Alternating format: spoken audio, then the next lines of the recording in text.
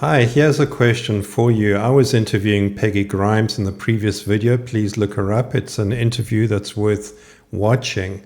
She's a collaborative author on a Kingdom Word Now, part headed up by Luann Tupovsky. And so here's a question of evaluation. It's a question of obedience. How obedient are you to God?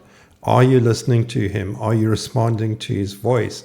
Are you being led by him? I asked Peggy just to give us a thought on this. It's a very short video, just a very short insight, and pray about this. Take it to your prayer closet. If you want more content like this, please like, share, and follow.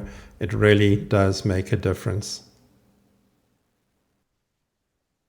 I really believe that God has called each one of us to obedience. It's all throughout Scripture that we're called to obey, and that the obedience is greater than sacrifice. As you step into obeying, even those things you don't want to obey, they don't look right, they don't feel right to you. As you obey God, you step into another level.